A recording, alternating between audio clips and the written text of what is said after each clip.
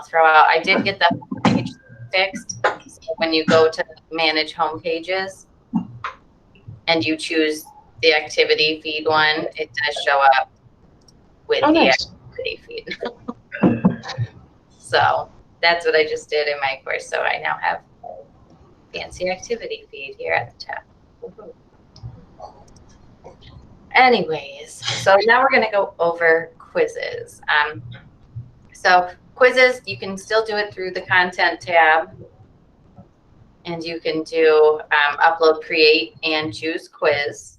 However, you get more options on the quiz tool if you actually go to the quiz tool itself.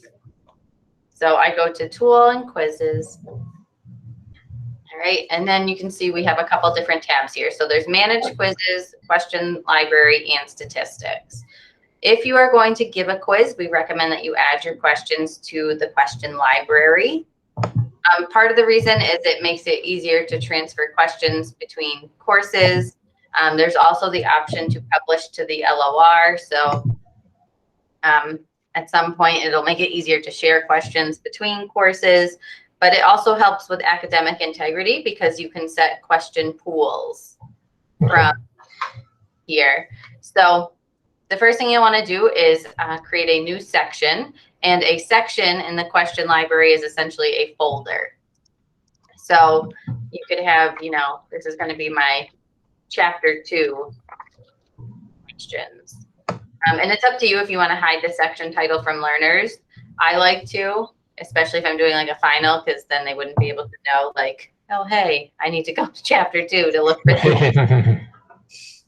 You can give a description of it. If you want to just have it for you, you can. And once again, there is the option to hide this text from learners. So if you didn't want to give them any hints, and then depending on your needs, there's shuffle questions in this section. So I know a lot of times, like the nursing department and PA department, they have questions that are in sequential order because they refer to something beforehand, but I don't need that, so I shuffle my questions. So you'll see now I have a new folder here where I'm going to put my chapter 2 questions. And then once you're in here, you do have the option to make subfolders or sections. So I could say, like, this is chapter 2, section 1. And I still like to shuffle everything. So maybe you just don't shuffle a section. You'll see we have this little icon here that it's shuffling, but so you can create like a nice structure of which questions belong to where if you need them or to reuse them in the future, you can easily identify which ones. So at this point, you do have the option. You could create questions right here. So if I wanted all my chapter 2 questions together, I could do that. Or if we go to section 1, I'm going to go ahead and say, all right, here's where I want to add my questions. And they have all of these different question types. So some of them, like the true or false one, have a live preview over on the right hand of the screen. So, you know, true or false, May is 30 days. You'd mark off which the correct answer is, and you can say how many points it is. And then you can see we have a live preview over here of what the question would look like for students. There is this additional options button, so you could do some different things. If you wanted to give feedback, so if they said false and they give feedback, or if they said true, you could say, like, you know, try again. Or like some automatic feedback based on that, and overall feedback for the question if it's like a one-time one. There's also the option to add a hint, and you'll notice here in either of these items, a little pop-up bar comes up. So if you wanted to make it bigger so you could write your question and see all of the tools easily, you can. For recording purposes, for the math folks and whatnot, I'll throw out that there is this equation button, so they can put in graphical equations, chemistry equations, and LaTeX, which is nice there. But you can also do that with the hint feature if you needed to, with the feedback areas. All of those have this pop-up bar, so you can do those. Oh, here, I can also zoom in because I make my stuff tiny. So there's that. And at the end, you would just hit save. There's save and new or save and copy. So if you had lots of multiple choice questions and you want to have like all of this stuff turned on for all of them, you could do save and copy. I start you off with another one, or you could do save and new, and it'll bring up a blank one here. And you can change the question right from here. So if you wanted to build a bunch of questions in a row, you don't have to worry about going back to that main screen every time. You could say, all right, now I want to do a short answer question. So here we are for the short answer. This one also has a live preview. So you can see the question come out. Here's the live preview. If you needed it to be bigger, you could. But then there's also the answers for the blanks. So, you know, the answer is answer. You could add multiple blanks. So blank 1, blank 2, you could say like name the top 2 in order.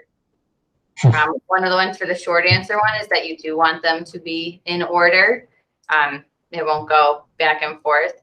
But then one of the nice things down here is that you'll see how this came up for how the points are assigned. So do they get half a mark for each one, or do they both have to be correct for them to earn credit? So you can decide that way. There's several other one here. There's a, where is it? So you have fill in the blank questions. Now this one doesn't have a live preview button, preview screen. So you'll notice down here that there is a preview button. So if you wanted to give your question a title, you could. You can award it points. You can change the difficulty. Maybe this question's a lot harder if you're going to look at your question statistics. That's helpful. But then the way that you write these ones, it does the text about the blank and then more of the text. And you can add blanks or text up here. So you could say, this is, or May is the 5th month of the, and then I want another blank. So I have one here. I'm going to add another blank. Oh, it erased my stuff. So I guess you'll want to, no, it didn't. It was just slow. May is the 5th month of the year. And then you can choose different things for these blanks. So is it case insensitive? Does it matter if they use uppercase or lowercase for each one individually? And then you can assign a weight to each one. So I'm going to make this blank 50% and this blank 50% of the score. You do also have the option here to add additional answers. So maybe they're not going to type 5th like this. Maybe they're going to type it like this. So I want to account for that. So I could say that. Or maybe you want to give them like an answer that's like a partial credit one. Maybe I'll say they type in, you know, maybe they said the 4th month of the year. So then I'm going to give them 25% of the points for that. So those are all there. But when you're ready, once again, there's still question hints down here, question feedback, but you can preview your question. It shows you what the question looks like for students, when you're grading it, what the possible answers would be. And then if you had entered feedback or hint, it would be here. But you can preview it that way beforehand, which is helpful. And then when you're ready, you'll just hit save. And so now you can see the 2 questions that I have saved thus far. You can order them if you want. From here, you can edit. You can check the box and you can edit your values and say, oh, I forgot to change the difficulty in all my questions. So I'm just difficulty 2. And this one to be difficulty 4. This one's going to be worth 2 points because it has 2 blanks. Right. And then this mandatory field is here for if you're using the question pool. So like if there's one question that you wanted everybody to get and you think it's a really important one, you can say that one's mandatory. Now you do also have the option if you're not using question pools that you can just select all of the questions directly. But if you are going to use those, you can use that feature. So any questions on the making of the questions so far? Not yet. All right. Let's see. So another interesting one is multi-port answer. And so the only difference there is that on the short answer, right, like I had 2 blanks here, and they have to be in order. The multi-short answer can be in any order. So it doesn't have to be in a specific order. Like you could say like, name 3 things. That's a good one for the multi-short answer. The rest of these are fairly similar, like multiple choice, multi-select. They all have that preview screen. Some of the ones that get a little more interesting down here are like arithmetic, significant figures, because you can do formulas with those. If we look at matching, so you'll see once again, there's not a live preview on this question yet. So they have the preview button. You can title the question if you want. Match these, you get 5 points. You can see that you have different grading choices for the matching. So they either get them all right, maybe they get points for each pair that they get right, or you can do right minus wrong. So if you have 3 pairs and they got 2 pairs right and 1 pair wrong, they would lose points for getting that one wrong.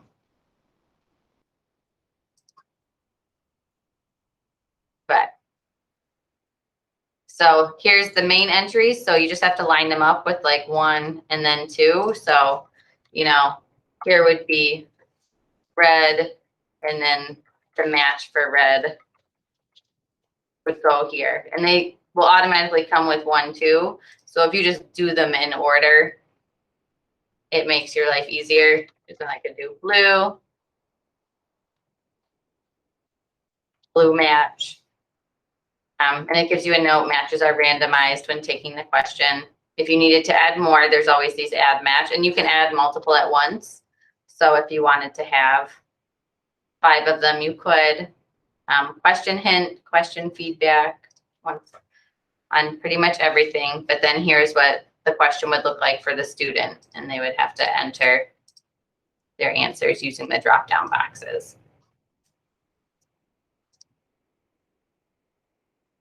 So we'll go ahead and save that one. And then you can see now I have my 3 questions here, and this one question is mandatory. Any questions on making the question? No, that's okay so far. All right. So after you've made all of your questions, you can click this Done Editing Questions button. And it will take you back to the quiz area. So you'll see here, then we have the new quiz button. And this is the older view still, so it has the tabs across the top. But you could name it quiz 1. If you have quiz categories, just like a way to organize your quizzes, if you had a lot, you can use them, but you don't have to put them in a category. And then down here is quiz questions. So this is where you'll add the questions to the quiz. Okay. When you click, it'll take you to this screen. So you have 2 options. You have the import, so you can upload a file, browse your question library, or import from the learning repository. Or we have add new question section question pool. If you're just building directly in the quiz and don't use the question library, you'd come to add new question and choose the type of question that you'd want to add. If you want to do that question pool, you can click on it. Chapter 2 questions, and then you go ahead and browse your question library. And you can say, all right, give me all of my chapter 2 questions. If you want to get more granular, you can actually specify, like, I want this folder only. Then I'm going to quiz on that separately. So you can actually go ahead and, using those section folders, really pick out what you want. But you can import them. It'll give you a preview of all the questions that you imported. It says that there are 6 questions I have to choose from. So for this pool, I'm going to give them 3 out of those 6 questions. And I want it to be 2 points per question. And then when you hit save, you can see now it has questions 1 to 3. It's chapter 2 questions, and it says it's a question pool. and it calculates that total item. There's also, so upload a file might be helpful if you also have questions from a publisher. Maybe I said, all right, these are all the questions I have for the pool, but I want to add a new question specifically. So you can do that as well. Or maybe I want to add a question just about, you know, I'm doing well in this course. Right? So say it's true, false. You don't have to give any feedback. I don't know if it'll let me do 0 points. Nope. 0. So I'll leave it as 1, but I could say, you know, great job. Please see me. And save it and add that question. You'll see it comes up as number 4. If you want, you can rearrange the quiz questions. If you had multiple question pools, click and drag them, the questions update. And then you do have this handy preview button up here. So if you preview it, it takes you to the preview page for your quiz, and you can actually start the quiz and see what it's going to look like. So question 1, here it is, 2, 3, 4, and you could submit it if you wanted to. That did open in a new page, so I'm going to go back to my previous tab. And now that I've added all my questions, I can go back and look at the rest of my settings. So in your settings, you can do questions per page. You can make it 1 question per page. You can make it 2 questions per page. If you are using pages, do you want them to be able to go backwards or not? Or are they only allowed to move forwards? Do you want to shuffle the questions at the quiz level? So do you want these to be shuffled? So some people have question 4 first, and some people have question pool first. All of that.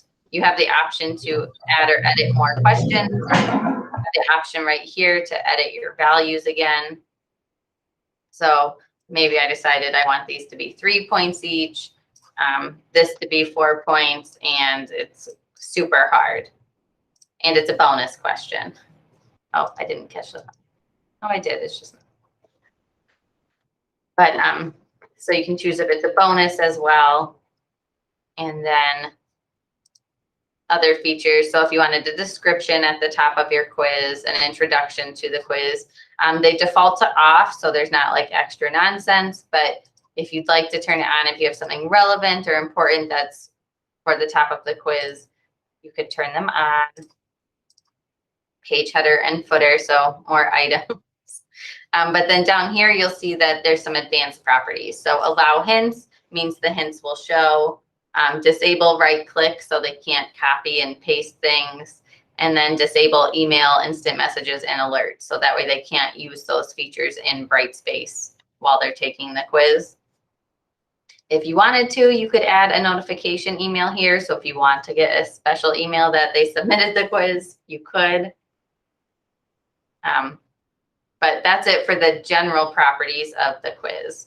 So after you have all your general properties set up, you can click Save. And then it takes us back up to the top here so you can see these other features. So on the Restrictions tab, that's where we would set our due date. And you can say if it's hide from users or not. So like this quiz is going to be ready. So I'm going to uncheck that hide from users, and I'm going to set my due date. If you wanted to give it an availability date, you could add that start date and say they can't even see this quiz on the system until such and such a time. That's what the start date will be for. Once again, we've talked about release conditions. So depending on what your needs are, you may or may not use those. There's advanced restrictions if you wanted to give it a password. So maybe it's a quiz that you're going to give in class, and or students who come to class, you tell them a password and then they have to go log in and use the password to access the quiz is an option. Timing down here, it always does a recommended time limit. So you can do the recommended and say this shouldn't take you more than 10 minutes. You can also do an enforced time limit. So meaning that they only have that set period of time. You can give them a grace period if you like.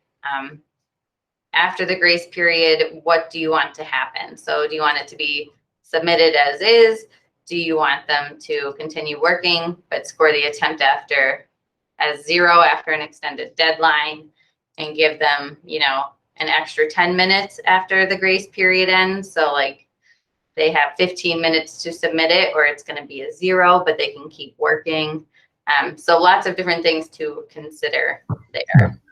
Does Brightspace give them a heads up when they're running out of time and like 5-minute warning or something like that?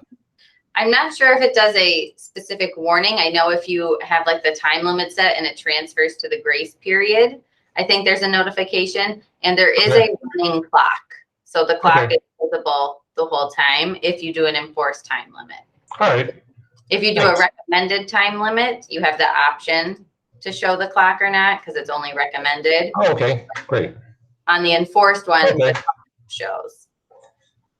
And then down below here is the special access. So if you did do an enforced time limit and you have a student with accommodations that needs time and a half, that's something that you could do here because you would add users to special access. It still has all these different due date items. So, you know, you can give them an extended due date. You could give them different availability dates. Timing, you can change their recommended time limit or their enforced time limit. So it says the new time limit is 120. We could say a multiplier of 1.5 times the original quiz time. Do they get extra time? Do they have an extra grace period? There's lots of specifics. Alternate behavior for exceeding the time limit.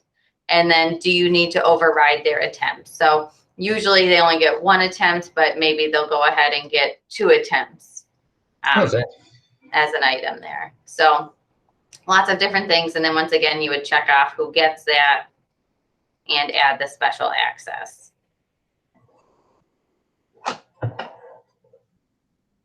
So, and then you have a summary here and you can see all of the things that are checked off for them. So they have an enforced time limit, they have a grace period of 5 minutes, and then what happens after the grace period gives you a little hover over of all of the settings you did for them. Now, the next tab is the assessment tab.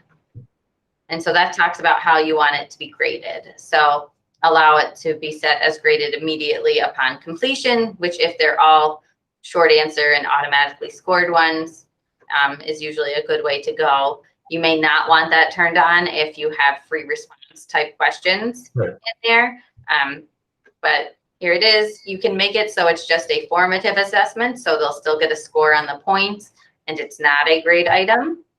If you do add it to your grade book, you will probably want to check the allow automatic export to grades. So it'll automatically send them to the grade book and you don't have to do extra work. If we scroll down here, there's this attempts feature, so you can change it to multiple attempts.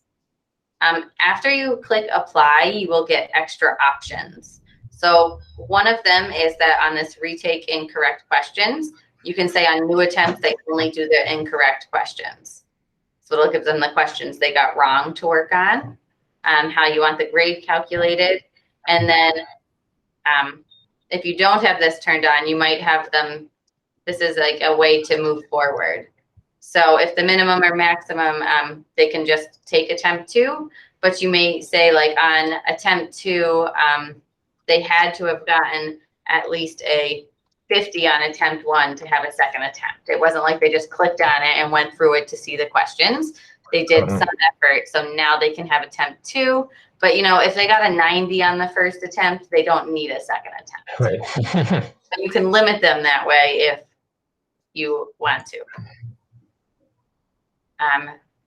The next tab that's important up here is the submission views. And the submission view is what's going to be seen after the grade is done. So users can immediately see, so a date is immediately, they can't see the questions, and they can't see the statistics. So if it's graded and you have it pushed to the grade book, they'll be able to see their grade. But if you wanted them to be able to see more things, you can add an additional view. So you could say, like, you know, this is quiz review. And you could say, all right, this quiz review is going to be, my quiz ended the 25th. We're going to go over it the 28th in class at 2 o'clock. They can see both of their attempts, so that's fine. I'm not going to limit it by score, so anybody can see it. And then down here, you could say, do I want to show the questions? So I want them to see the questions they got wrong. I want them to see the answers to the questions they got wrong. And I want them to see this question score and however many points they got. So you can choose all of those different things that you want them to see. Now the tricky part is this limited duration. So this says limit the amount of time for which this view is available after the quiz is submitted. So if your quiz, if they submit the quiz, you might say they have 5 minutes to view it after they submit the quiz. Now, if your date is too far, like, so if they submitted the quiz on the 25th, they're not going to be able to see this view because they only had 5 minutes from the time they submitted it on the 25th. And this view isn't open till the 28th. So I don't recommend using that too often because it's right afterwards. So I just use the date at 2 o'clock to start this view. So I'm going to call it quiz review start.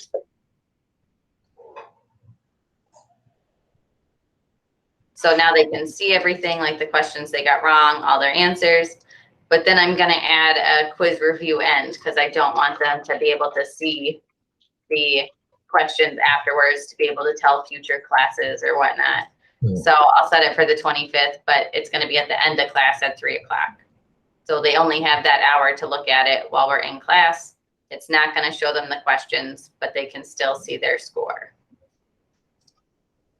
And hit save. So you can use these views to really kind of customize when the students see different pieces of information. Oh, I made it the 25th instead of the 28th, but get the idea. So that is there. Any questions? Nope, not yet. All right. So I'm going to go ahead and save and close my quiz. So you can see it here. It has the due date. You can see that I have special access, and you can see that it's graded. I don't have the I, so it's not hidden. But then when you go to your quiz, you can do statistics. And so there's nothing here, but it'll show you statistics by user and by question stats. So let me see if I actually have data-y things.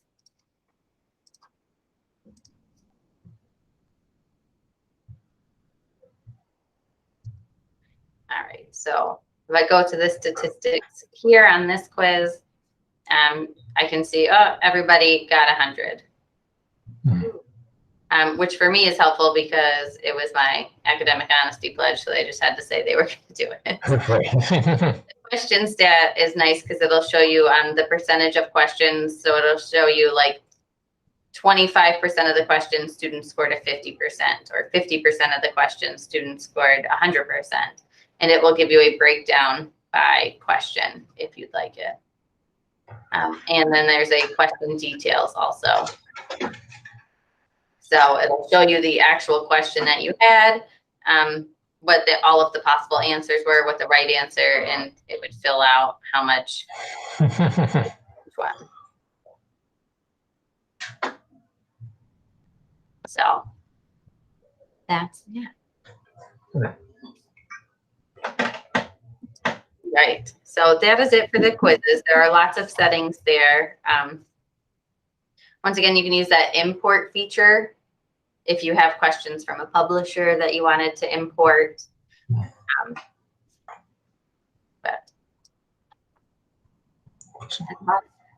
That's all I have for the quizzes.